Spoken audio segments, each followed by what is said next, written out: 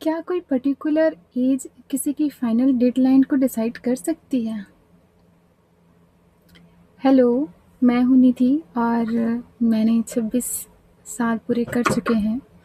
Family talks, relatives और मेरे दोस्तों की बातों ने मुझे फाइनली आज ये वीडियो बनाने पर मजबूर कर दिया है कि मैं आपसे अपनी बातें शेयर करना चाह रही हूँ। एग्ज़ैक्टली 26 की एज कोई ऐसी एज है क्या जहाँ पे एक फाइनल डिसीज़न लेना लास्ट चांस हो जाता है?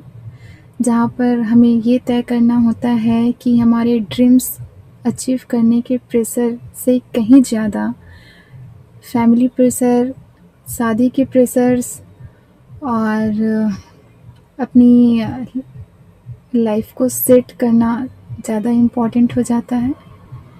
क्या हमारे ड्रीम्स यहाँ पर ख़त्म हो जाते हैं? हमारी जो लगन है, हमारी जो मेहनत से हमने अपने कॉलेज, पीजी कंप्लीट किया है, वनडे एग्ज़ाम्स की तैयारी कर रहे हैं, वो यहाँ पे कोई मायने नहीं रखती। हर इंसान की जर्नी अलग होती है, ये हम सबको समझना पड़ेगा। मैं मानती हूँ कि ये वीडियो मैं थोड़ी प्रेशर लेकर बना रही हूँ, पर सच कहूँ तो कुछ चीज़ें हैं जो मेरे दिमाग में बहुत ज़्यादा ही चल रही हैं। ओवरथिंकिंग की वजह से मैं अपनी फैमिली के साथ भी ये बातें शेयर नहीं कर पा रही हूँ। मेरे जैसे लोग हैं जिन्हें अगर कोई परेशानी है या कोई सॉल्यूशन है तो उनके साथ मैं ये बातें शेयर करना चाह रही हूँ। ये जो एज है ना, एज कभी डिसाइड नहीं करती है कि हमें क्या करना है। मैं जैसे 26 की हो चुकी हूँ, अभी जॉबलेस हूँ, मेरे पास कोई जॉब नहीं है। ऐसा कोई होगा जिसने गवर्नमेंट जॉब पा लिया है और वो अपनी लाइफ में सेट होगा। कोई 30 का हो चुका होगा और अभी बेचारा या लड़की बोलो, शादी के लिए प्रॉब्लम फेस कर रहा होगा। किसी की शादी हो चुकी होगी, कोई फैमिली संभाल रहा होता है तो कोई अपने ड्रीम्स को पाने के पीछे रात दिन मेहनत कर रहा होता है।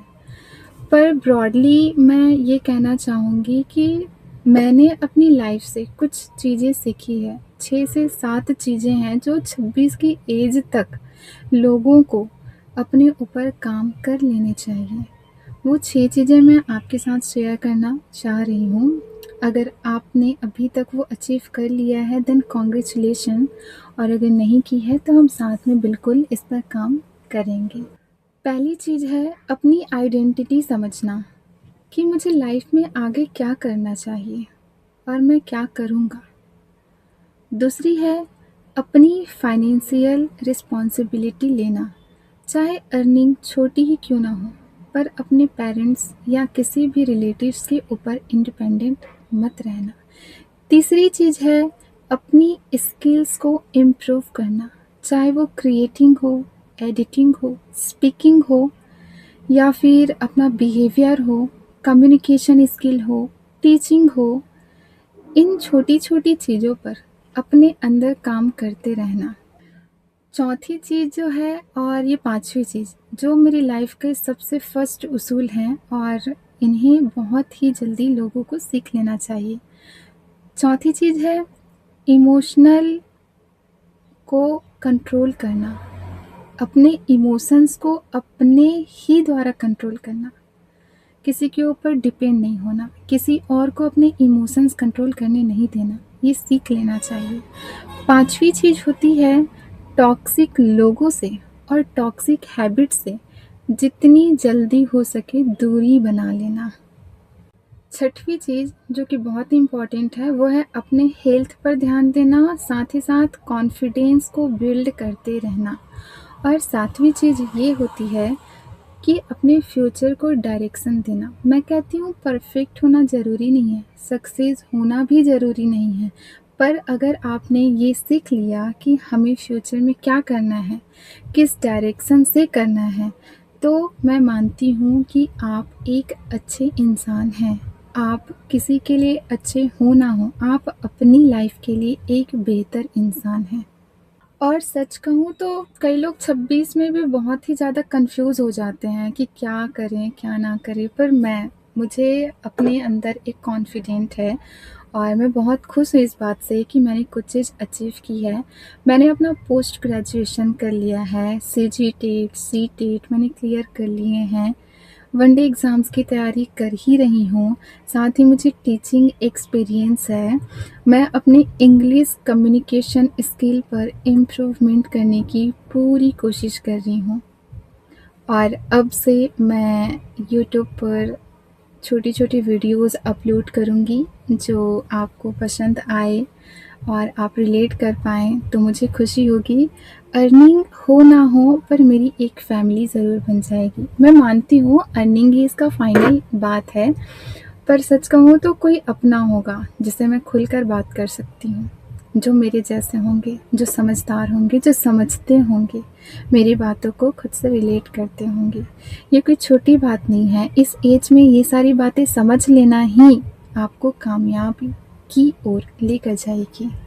कभी-कभी सोशल मीडिया को इतना स्क्रॉल कर लेती हूँ तो लगता है कि सारे लोग बहुत ही जल्दी आगे बढ़ते जा रहे हैं, अपनी लाइफ में सेट होते जा रहे हैं, अपने ड्रीम्स अचीव करते जा रहे हैं, गोल्स सेट हैं उनके, फाइनल डिसीज़न पर पहुँच चुके हैं कि वो क्या कर रहे हैं और क्या करना चाहते हैं।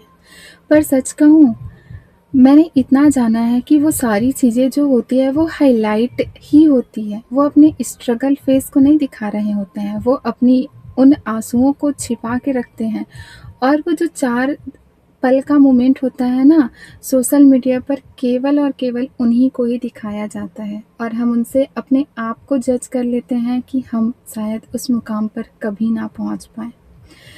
26 तक परफेक्ट होना ज़रूरी नहीं है, बस इतना ज़रूरी है कि जो कल वाली निधि से आज वाली निधि जो है ज़्यादा स्ट्रॉन्ग, ज़्यादा कॉन्फिडेंस और ज़्यादा बेहतर होगी।